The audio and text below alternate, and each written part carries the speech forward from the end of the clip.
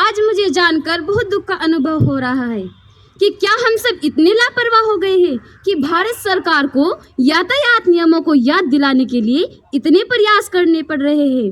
महोदय, इन लापरवाहियों का सर इस सर पहुंच गया है कि हर साल लगभग 5 लाख लोग सड़क दुर्घटना के शिकार हो जाते हैं, जिनमें से लगभग 1.5 लाख लोग सदा सदा के लिए इस दुनिया को अलविदा कह देते हैं।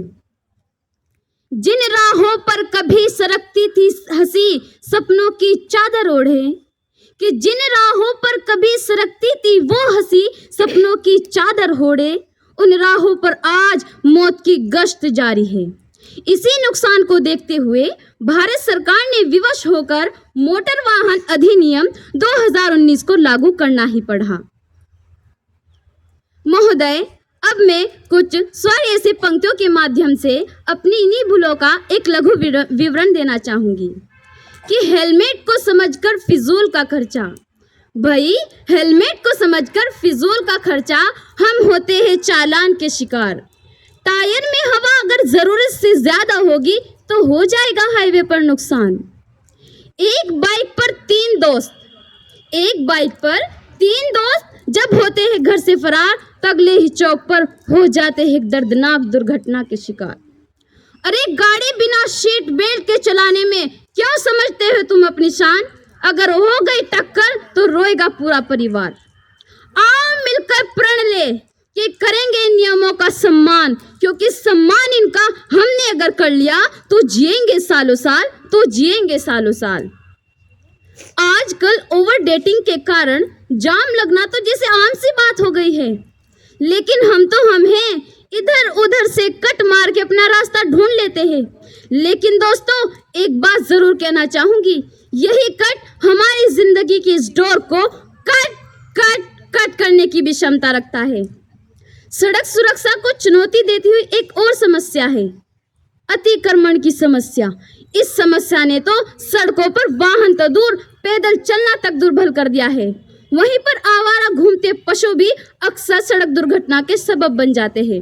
मैं सलाम करती हूँ यातायात पुलिस के उन कर्मठ सिपाहियों को जो कड़कती धूप में या किटकिटाती ठंड में भी अपनी ड्यूटी पर मुस्तैद रहते हैं। आजकल मोबाइल फोन हमारी जिंदगी का एक अटूट हिस्सा बन गया है। बना है या नहीं? बन गया है ना।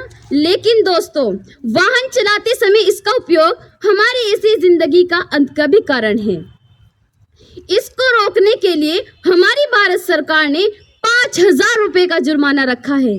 और वहीं पर जो मेरे दोस्त बालिग होने से पहले ही कार चलाने का शौक रखते हैं ना, जरा ध्यान से सुनेगा इस बात को। अगर उन्होंने ऐसा किया तो भारत सरकार ने इस पर 25,000 रुपए का जुर्माना और 3 साल की जेल की सजा रखी है।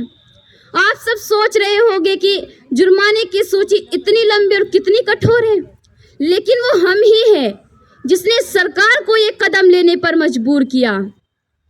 आए साल यातायात पुलिस के द्वारा इस इतनी भव्य प्रतियोगिताओं का आयोजन विद्यालय जाकर विद्यार्थियों से बात कर उनको समझाने के सारे प्रयास सराहनीय हैं। लेकिन कहते हैं ना कि देर आए पर दुरुस्त आए। दोस्तों, हम काफी देर कर चुके हैं कुछ कर गुजरने के लिए, लेकिन आज भी समय है कि हम सब अपने वाहनों में CNG किट, वो एंटी पोजीशन इंजन जैसे उपकरणों को लगवा के भारत सरकार का साथ दें। मैं एक निवेदन यहाँ पर उपस्थित सभी अभिभावकों से भी करना चाहूँगी कि वे अपने बच्चों को अभी से ही ट्रैफिक नियमों का पालन करने की शिक्षा देनी शुरू कर दें।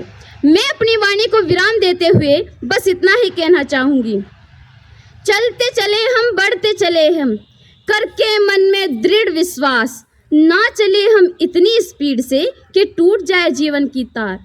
अरे जिंदगी जीने का मकसद हो खास, भारत सरकार का हम दे साथ। इसी के साथ धन्यवाद। जय हिंद, जय भारत।